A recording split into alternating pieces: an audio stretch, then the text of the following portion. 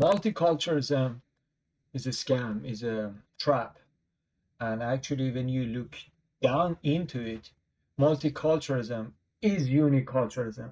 And when nationalists they say we have to have one culture, assimilate with one culture in the country, in each country, actually that one is opposite, is kind of multiculturalism, like a subcategory of the main culture on top. So basically, what they are claiming in reality is the opposite. When people on the left they are calling for multiculturalism, actually what they mean is uniculturalism. And what they do with that, bring all the people with different culture and different background together, and then come up with a set of new rules or morals or ethics that could bring all of them together. And after that, that is called multiculturalism. Even though in the beginning it looks like each one is practicing their own religion or each one is doing their own tradition, ritual, following their own culture. But down the road, what we see after decades, it's gonna be they're all gonna get like a melting pot. They're gonna get together, and in the end, it's gonna be just one color. Like they say, multiculturalism, put all different colors. Let's say each culture represent different color, but in the end, they blend it together, so you see only one color. But actually, when it comes to nationalism, when we say we have to have one culture, it doesn't mean other cultures should be destroyed, but to be recognized as a minor culture, as a subcategory. Like if there's main culture is a stew, those subcultures gonna be like a spice or something like on the side, like like a salad or something, but not necessarily all blend together. And that's why I'm saying multiculturalism is a scam, and actually it hurts any society in the long term, in the long run.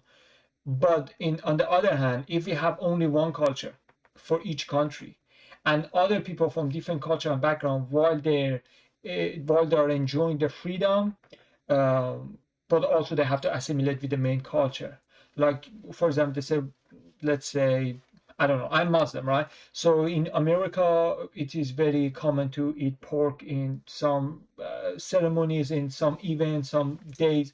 And you say, okay, I don't eat the pork, but so instead you bring something like halal meat equivalent of that. So even though I am celebrating, I am assimilating with the culture, but just because that's a red line for me, I bring something instead. Like let's say everyone is cheering with the alcohol. Let's say I don't drink alcohol, so I bring orange juice and or cherry juice. Like the color is almost the same, but it is not. So it's, I'm not saying necessarily it's a wrong thing or right thing to do, but I just brought as an example. Like this is assimilation, means you respect your own boundary, but also you assimilate with the structure of the culture. But for multiculturalism, actually, which is uniculturalism, is like forget about all of your boundaries and red line. For example, you see on the left the LGBTQ family communities with the Muslim families, they have to get together because they're all voting for the left, right? But you see there are so many things like a Pride Month or stuff, like it is very down, it like the core value of the LGBTQ, like how Ramadan is a holy month for us Muslims, Pride Month is a holy month for this LGBTQ community. And without any disrespect or anything, but this is where we draw the line and we say, well, we are not on the same page. But when you see, like, for example, Mamdani, the candidate to be mayor of the New York, he had to, even though he had to get the transgender flag in the Pride Month, and right after that, a few days after that, he went to one of those mosques to practice his tradition. At the same time, he was holding the transgender flag. I mean, I'm capitalist, I'm nationalist, so I'm far away from what he believes, but we both are Shia Muslim, like, but when it comes to the politics and economic, we are nowhere close to each other. But what I'm saying is, like, this is what happens. Multiculturalism actually means uniculturalism. At the same time, they are embracing Islamic month or Muslims practicing, doing their tradition. At the same time, coming here and have the transgender flag. I'm not saying you have to be hateful to other communities. But we can be respectful at the same time. No, we know where we should draw the line and when we should say no, this is not my cup of tea.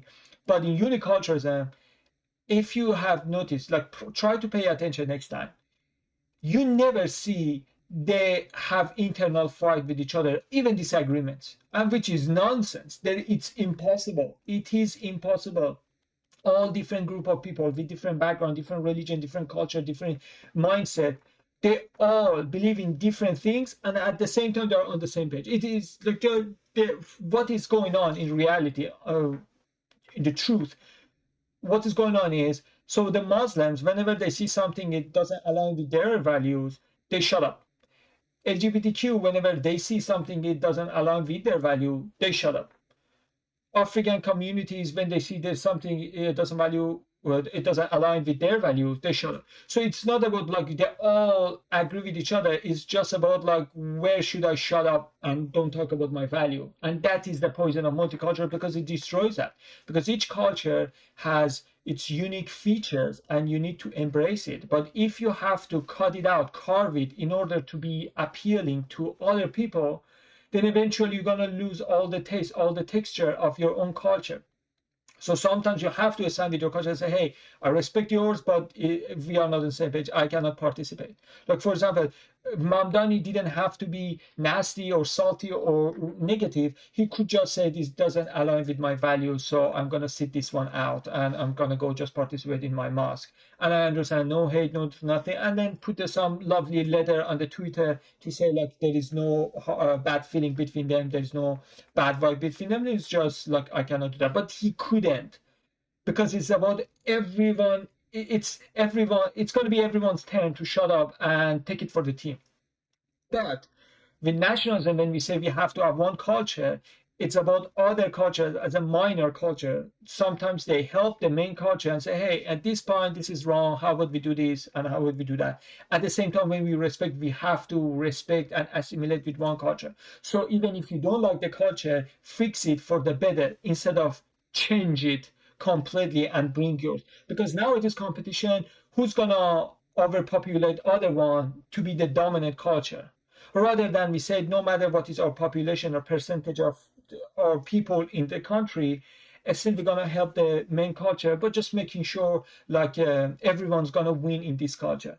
So I'm not saying if we have dominant culture, definitely going to be the best one, but I'm saying having one, it's going to prevent us from the hassle of internal war or disrespecting our own value, because sometimes in order to, for that multiculturalism, aka uniculturalism, you have to be quiet and take it for the team. So for that reason, I think that's a scam. Multiculturalism in the long term going to destroy every culture, because you had to remove some part of your own values only because the other group that they team up with you in this party, they didn't like this about you. So you, for example, like, I'm not saying Muslims should be always restrict and strict and then very harsh, but sometimes we have to say, hey, this is somewhere that I don't give up 1 inch, right? But right now we see all the Muslims on the left. At least as a Muslim, I can say that what I'm seeing over there is like, they are really changing so many value of Islam only to be appealing to the other people. This is literally a few days ago I read in the Quran. I don't know exactly if I have it. It says, just because some people don't like what you're doing, if it is correct thing to do, just do it. Like, if what it is in Islamic culture is wrong, I'm more than happy to change it to make it better. But to say just because I don't like it and just to be accepted by other communities, change it, it's not okay. But instead, having Chinatown, having like African event town, Islamic town, while at the same time each town is embracing American culture, which is something that has been like, uh, we have the clear definition for that. And at the same time, we embrace the culture. We are all proud to be American. Like, one of the best ones that I can give as an example are South Korean. They look South Korean, they have Asian feature, and they embrace their own food, South Korean food and tradition stuff. Every do holidays, but at the same time they say we are proud American, and you see how patriotic they are. So I think South American are one of the best examples to show like how you can embrace your own culture at the same time assimilate with the main culture, and that is the way. But not multiculturalism, because now nobody gonna know what to believe. They're gonna believe whatever the big brother tells them to do. I hope you enjoy that, and see you next time. Like always, as above, so below.